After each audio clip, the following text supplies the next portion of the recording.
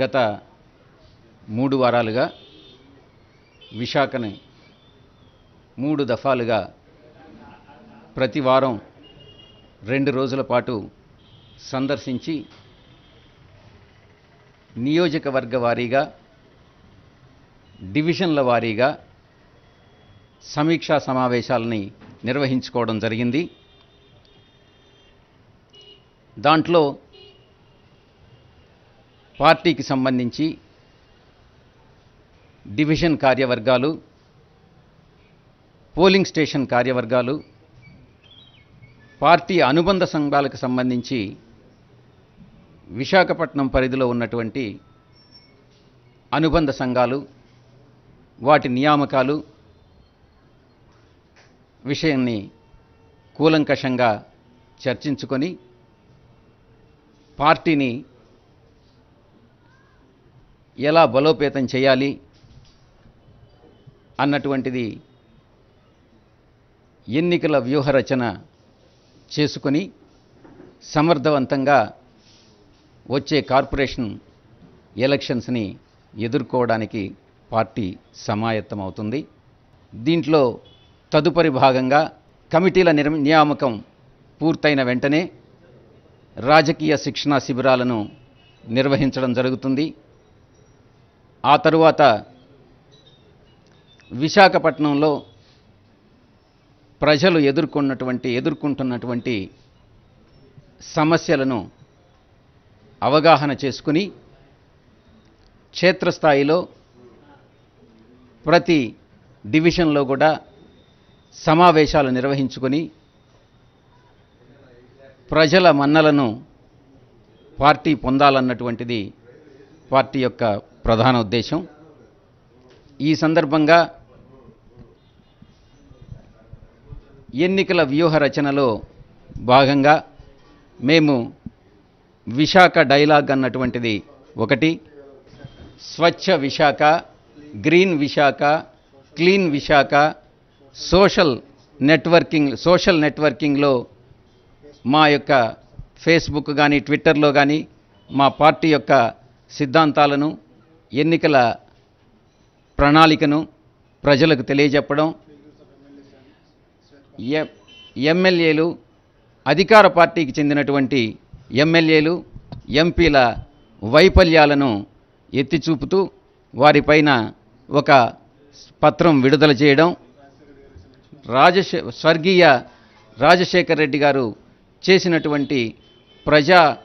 చేపట్టినటువంటి ప్రజా ఉపయోగమైనటువంటి విధానాలు, పథకాలని విశాఖ ప్రజలకు తెలియజెప్పడం, మన వైఎస్ఆర్ కాంగ్రెస్ పార్టీ విజన్ని ప్రజలకు తెలియజెప్పడం, ఇవి కాకుండా వివిధ రకాలైనటువంటి స్ట్రీట్ ప్లేస్ అనంటే ఆడియో విజువల్ ప్రజెంటేషన్ ఇవ్వడం ద్వారా పార్టీ ప్రజలకు మరింత దగ్గర కావాలన్నటువంటిది ఈ ఎన్నికల వ్యూహ రచనలో భాగంగా మేము పరిగణిస్తున్నాం. రాష్ట్రం విడిపోయి 1 సంవత్సరం, జూన్ 2 నాటికి రాష్ట్రం విడిపోయి 1 సంవత్సరం కావస్తుంది. జూన్ 8 నాటికి తెలుగుదేశం పార్టీ అధికారంలోకి వచ్చి 1 సంవత్సరం కావస్తుంది. ఈ సంవత్సరం రోజుల్లో తెలుగు ప్రజలు అనుభవించినటువంటి కష్టాలు, ప్రభుత్వ వైఫల్యాలు, రైతుల పట్ల, వ్యవసాయం పట్ల,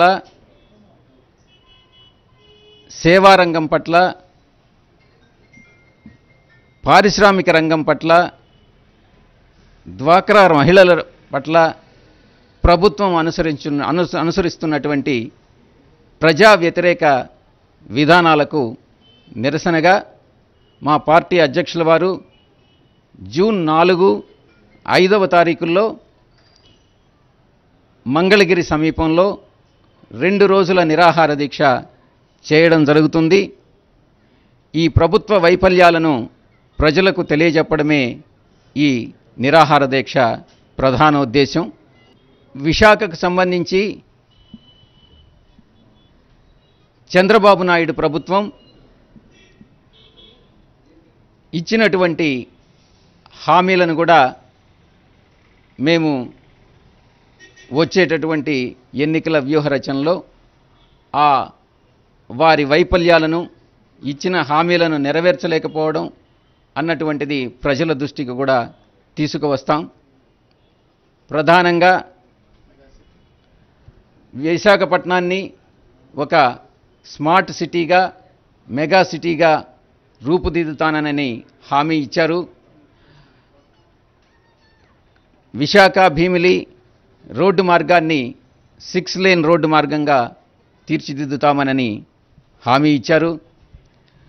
భీమిలి మున్సిపాలిటీలో ఉన్నటువంటి మంచినీటి సమస్యను పరిష్కరించేందుకుగా డీశాలినేషన్ ప్లాంట్ని నిర్మిస్తామని హామీ ఇచ్చారు.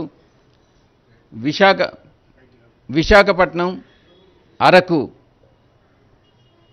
మధ్యన ఒక అద్దాల రైలుని ప్రారంభిస్తామనని హామీ ఇచ్చారు.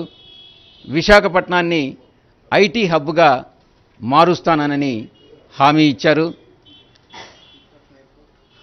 విశాఖపట్నంలో ఒక అంతర్జాతీయ విమానాశ్రయాన్ని నెలకొల్పుతామనని హామీ ఇవ్వడం జరిగింది. విశాఖపట్నంలో ఉన్నటువంటి సింహాచలం పంచగ్రామాల సమస్యను పరిష్కరిస్తామనని హామీ ఇచ్చారు. గాజువాకలో ఉన్నటువంటి భూ సమస్యను పరిష్కరిస్తామనని హామీ ఇచ్చారు. ఈ హామీలనన్నిటినీ కూడా నెరవేర్చనటువంటి ఈ నేపథ్యంలో వీటినన్నిటినీ కూడా విశాఖ ప్రజల దృష్టికి తీసుకువచ్చి వాటిని మేము సమర్థవంతంగా పరిష్కరించగలం, మా పార్టీకి అవకాశాన్ని ఇవ్వండి, ప్రజలకు సేవ చేసుకునేటటువంటి భాగ్యాన్ని కల్పించండి అని అన్నటువంటిది మేము క్షేత్రస్థాయిలో ఎన్నికల వ్యూహరచనలో భాగంగా ప్రచారం వచ్చే 2-3-4 నెలల్లో క్షేత్రస్థాయిలో ప్రచారం చేసుకుంటామన్నటువంటిది మా వ్యూహరచనలో